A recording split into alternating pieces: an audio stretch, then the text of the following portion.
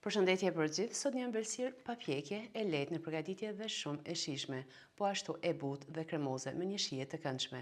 Nëse keni ndonjë rast, mund ta përgatisni dhe e ndarë në racione. Kjo ëmbëlsirë llogaritet për 16 persona. Mënyrën e përgatitjes dhe recetën e gjeni në vazhdim.